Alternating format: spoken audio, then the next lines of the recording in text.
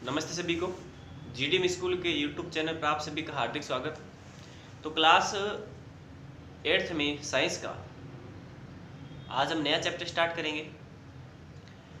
इससे पहले जो चैप्टर हम कर रहे थे चैप्टर 3 वो हमने पूरा कर लिया था। उसके क्वेश्चन आंसर भी हमने देख लिए थे, संश्लेषित रेशे और प्लास्टिक वाला। अब हम जो इसका 5वां पार्ट है वो करेंगे, क्योंकि धातु और धातु एक बार मैंने आपको करवा दिया है। अगर किसी ने नहीं किया है तो कोई बात नहीं, तो वापस रिवीजन में आएंगे तो वो वापस कर लेंगे, ठीक है। लेकिन आपको जगह नहीं छोड़नी है, कंटिन्यू रखना है। अगर किसी ने कर लिया है तो ठीक है, नहीं किया है तो एक बार कोई जगह वगैरह और बाकी नहीं छोड़े, ठीक है। और जब वापस रिवीजन में आएगा वो पार्ट तो वापस कर लेंगे, ठीक है। तो एक बार आपको ये सीधे ही कंटिन्यू करना है। तीसरा जो चैप्टर था उसके बाद सीधा आपको चैप्टर 5 हेडिंग डालनी है, ठीक है। तो पार्ट का नाम देख लेते हैं, कौन सा पार्ट है यार। चैप्टर 5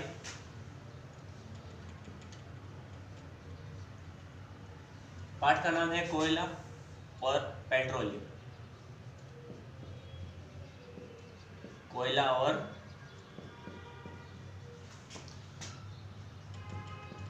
पेट्रोलियम,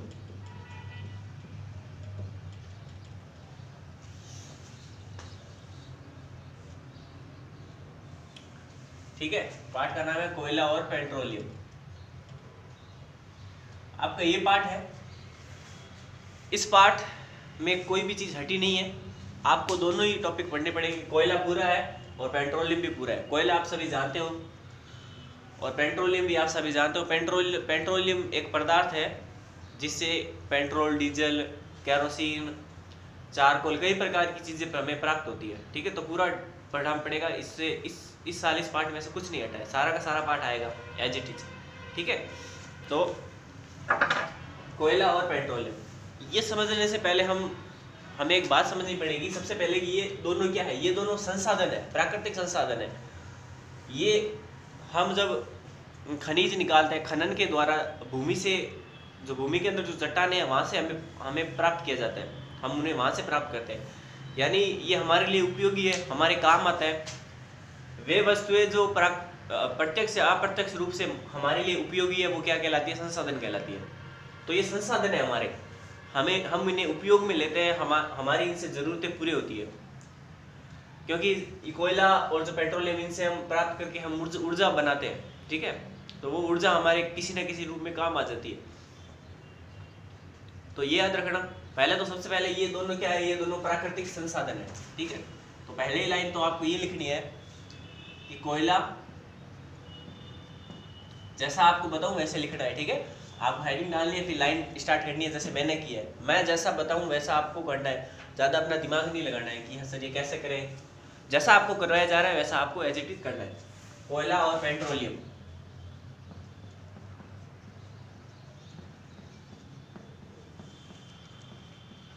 कोयला और पेट्रोलियम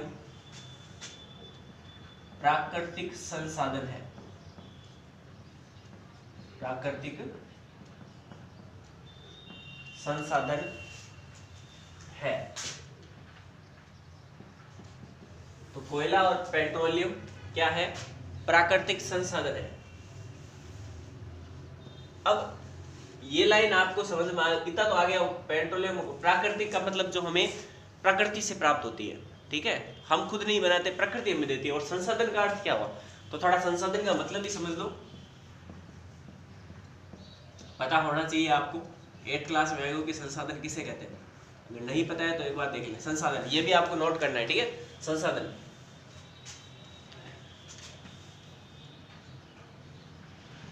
प्रत्यक्ष एवं अप्रत्यक्ष, प्रत्यक्ष एवं अप्रत्यक्ष रूप से काम आने वाली वस्तुएं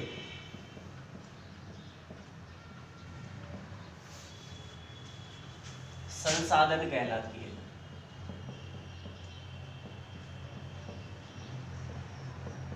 क्या कहलाती है, संसाधन कहलाती है। यानी किसी न किसी रूप में हमारे लिए उपयोगी है ना, तो वो हमारे लिए संसाधन है। जैसे लकड़ी, कोई पूछे लकड़ी क्या है, तो लकड़ी संसाधन है हमारे, हम लकड़ी का उपयोग लेते हैं। पशु हमारे लिए संसाधन है। तो जो वस्तु हमारे लिए उपयोगी है, हमारे काम आने वाली जो वस्तुएं हैं, हमारे लिए उपयोगी वस्तुएं हैं, वो सभी क्या कहलाते हैं? संसाधन। जैसे कि ये है कोयला और पेट्रोलियम। प्राकृतिक संसाधन का मतलब होता है कि वे संसाधन जो हमें किससे मिलते हैं? प्रकृति से मिलते हैं। तो ये भी आप लिख सकते हो, प्राकृतिक संसाधन। प्राकृतिक संसाधन, तो इसकी भी आप लिख ले, प्रकृति से प्राप्त, प्रकृति से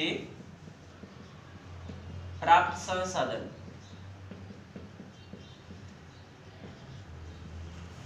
प्रकृति से प्राप्त संसाधन, प्राकृतिक संसाधन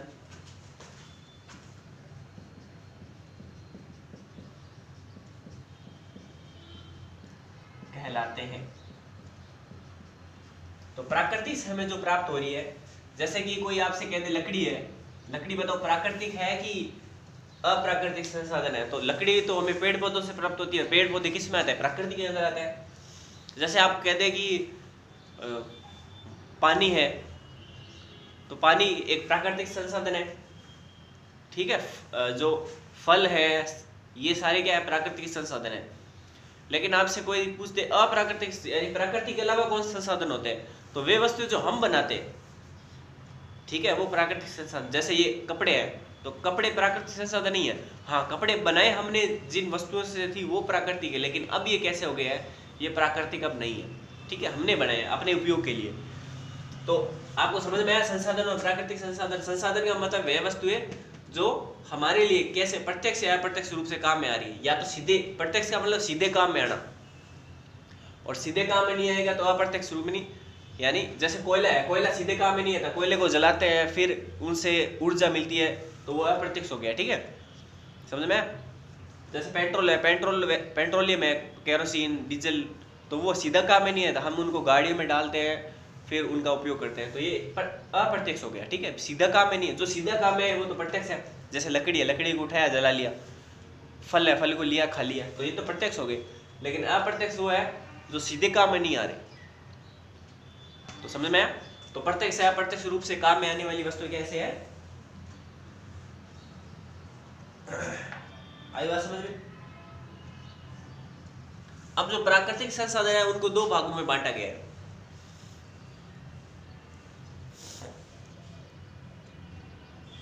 तो प्राकृतिक जो संसाधन है उन्हें भी दो भागों में बांटा गया है। यहां तक उतार लिया, उसके बाद देखें।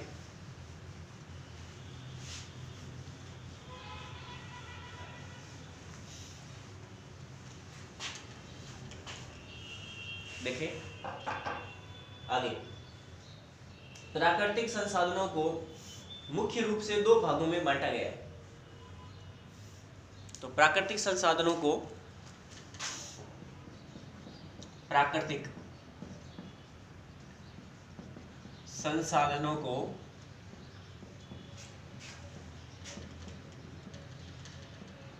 मुख्य रूप से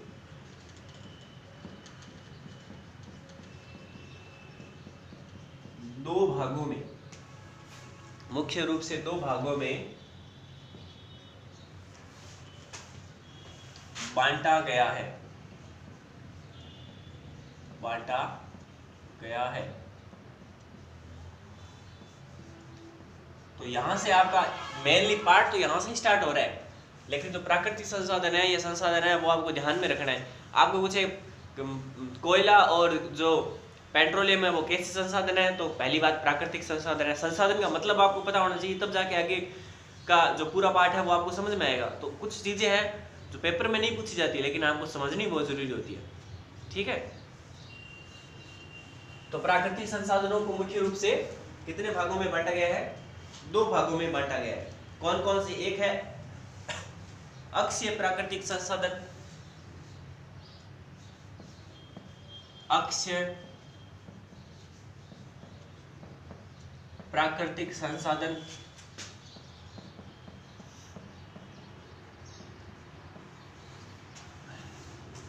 और दूसरा है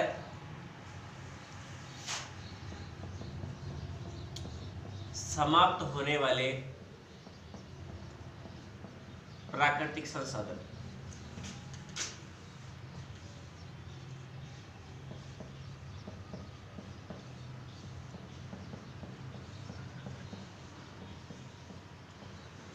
तो ये दोनों नाम लिखे, इंपॉर्टेंट है।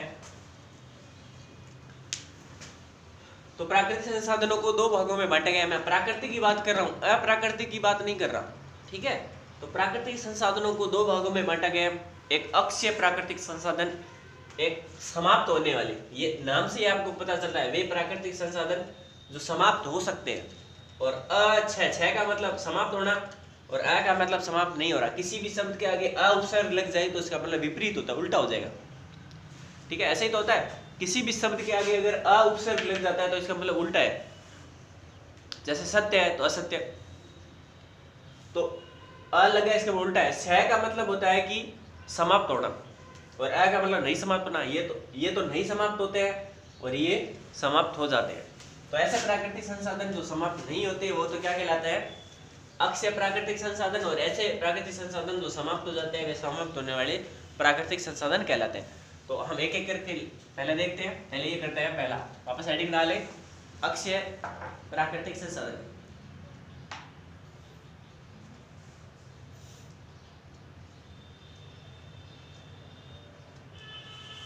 तो इसमें देखें, इसमें लिख रहा है वे प्राकृतिक संसाधन जो प्रकृति में असीमित है। असीमित का मतलब उनकी कोई सीमा नहीं है, हमें बहुत सारा है, वो असीमित।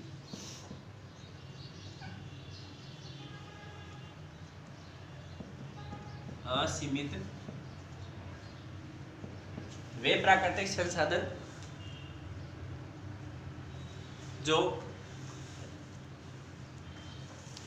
प्रकृति में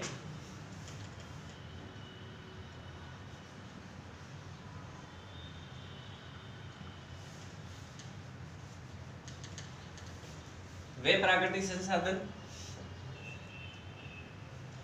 वे प्रकृति में जो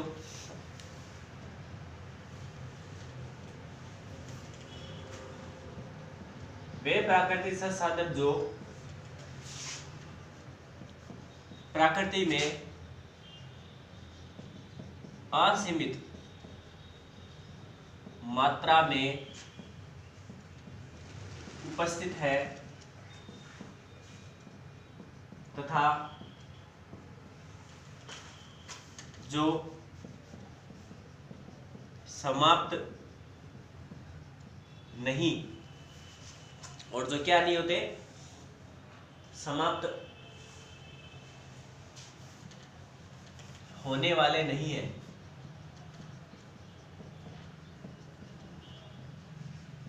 ठीक है। तो वे प्राकृतिक संसाधन जिनकी मात्रा क्या है, असीमित है, यानी कोई सीमा नहीं, बहुत ज्यादा है, और वो समाप्त होने वाले नहीं है। जैसे ऐसे कौन से हैं जो कभी समाप्त नहीं होते? ऐसे कौन से संसाधन हैं जो कभी समाप्त नहीं होते? जैसे सूर्य का प्रकाश हो गया, सूर्य का प्रकाश कभी समाप्त नहीं होगा, वो असीमित है। जिस दिन समाप्त हुआ उस दिन हम भी समाप्त हो जाएंगे, ठीक है। और जैसे वायु है, हवा चलती रहेगी। अब आप पूछोगे कि सर ये संसाधन कैसे है? प्रकाश हमारे लिए क्या काम आता है? बहुत काम आता है।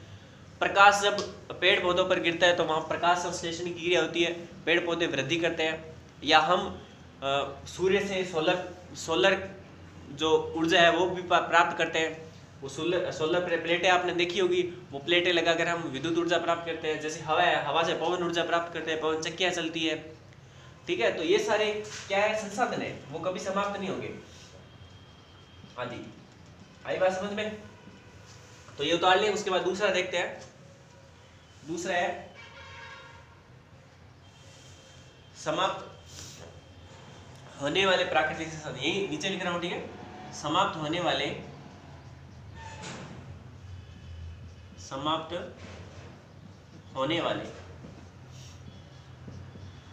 प्राकृतिक संसाधन।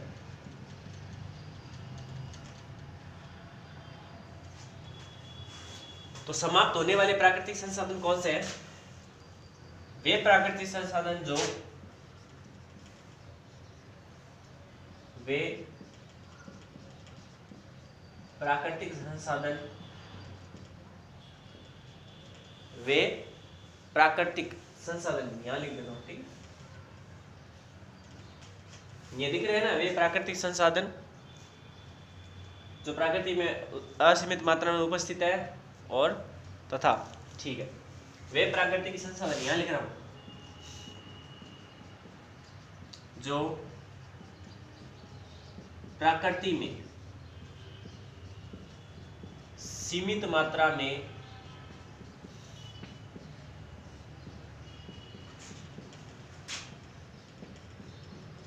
उपस्थित है तथा सीमित मात्रा में उपस्थित है तथा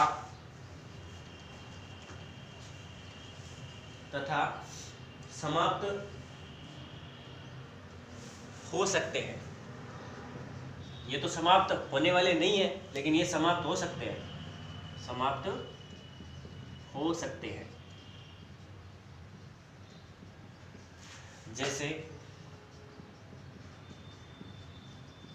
जैसे ये कोयला हो गया, ठीक है, पेट्रोल हो गया, वन हो गए, प्राकृतिक गैस हो गई, ठीक है, बहुत सारे हैं, ये तो समाप्त हो सकते हैं। कोयला समाप्त हो सकता है, वन है, पेड़ पौधे, जो वन है, पेड़ों से घिरा हुआ आवरण क्या कहलाता है? वन आवरण। तो वन है, वन भी क्या है, हम काटते जाएंगे तो समाप्त हो जाएंगे, ठीक है। पेट्रोल हो गया, पेट्रोलियम है, ये वन्य जीव हो गए, हम वन्य जीवों को अगर वन को नष्ट कर देंगे तो वन्य जीव नष्ट हो जाएंगे, तो ये सारे आदि, ठीक है। तो समझ में आया कि दोनों कि समाप्त होने वाले प्राकृतिक संसाधन कौन से हैं और समाप्त होने वाले प्राकृतिक संसाधन कौन से हैं।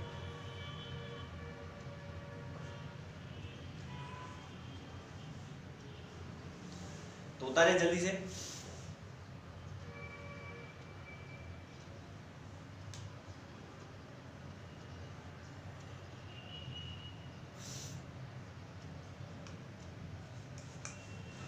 ठीक है, तो समझ में आ गया होगा कि संसाधनों, प्राकृतिक संसाधनों को दो भागों में बांटा गया। एक तो वह जो समाप्त हो जाएंगे और एक वह जो समाप्त नहीं होंगे। समाप्त नहीं होने वाले कौन से? जैसे सूर्य का प्रकाश है, वायु है, ये समाप्त नहीं होते। और जैसे कोयला, वन, प्राकृतिक गैसें, ये सारे क्या है, वन्य जीव, ये सारे क्या है, ये समाप्त होने वाले प्राकृतिक संसाधन है, ठीक है। अगला एक इंपॉर्टेंट है, वो देख लें लास्ट, क्या है?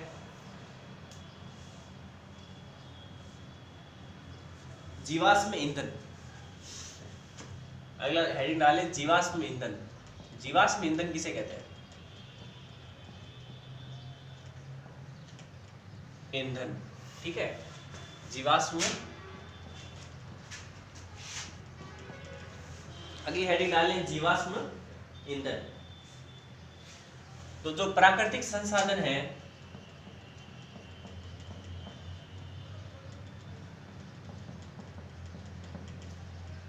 जैसे हम इस पार्ट में क्या पढ़ रहे हैं, कोयला और पेट्रोलियम। जैसे कोयला और पेट्रोलियम,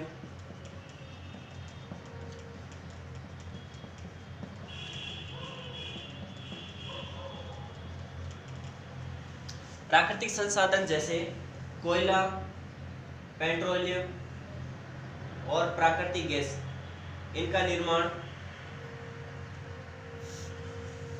आदि, इनका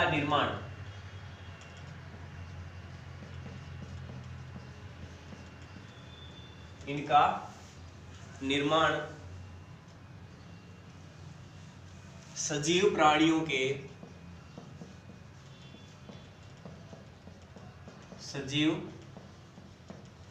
के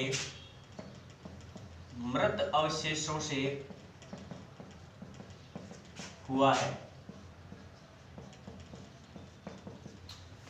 मृत अवशेषों से हुआ है। अवशेष यानी जैसे पेड़ पौधे हैं, पेड़ पौधे पहले क्या थे, जब पृथ्वी की उलट पुलट हुई तो पेड़ पौधे या कोई जीव थे वो पृथ्वी के नीचे दब गए, और वही जीव किस में बदल गए, जीवाश्म ईंधन में, यानी कोयले में, पेट्रोल में, इनमें वो बदल गए। तो प्राणियों के मृत अवशेषों से हुआ है। अतः इन्हीं प्राकृतिक संसाधनों को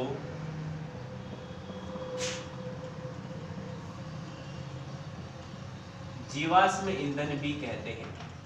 जीवाश्म ईंधन भी कहते हैं, यानी आप जब कोयले और पेट्रोल जो है इनको जीवाश्म ईंधन भी कह सकते हो। कोयले और पेट्रोल को आप जीवाश्म ईंधन भी बोल सकते हो, क्योंकि इनका निर्माण कैसे हुआ है, इनका निर्माण जो जीव है, जो प्राणी है, पेड़ पौधे हैं, ये सारे क्या है कि जब पृथ्वी के नीचे रह गए थे तो अब करोड़ों वर्षों से, लाखों वर्षों से ये दबे रहने के कारण किस में बदल गए, कोयले और पेट्रोल में बदल गए हैं।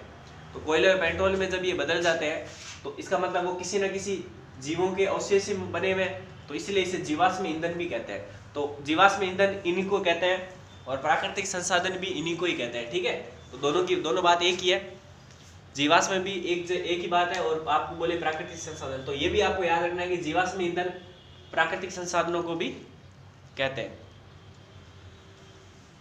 तो ये चीज ध्यान रखें, तो उतार ले इसको भी, यानी प्राकृतिक संसाधनों को जीवाश्म ईंधन भी कहते हैं क्योंकि ये जीवों से बने हुए हैं। तो आज के लिए इतना ही है। मैं ये पूरा आपको बताऊंगा कि कोयला कैसे बना था और पेट्रोल कैसे बना था, ये पूरा हम डिटेल में पढ़ेंगे। तो आज के लिए आपको ये नोट करना है और अच्छे से इसको वापस पढ़ना है, और बाकी की बातें हम अगली क्लास में करेंगे। तब तक के लिए सभी को धन्यवाद।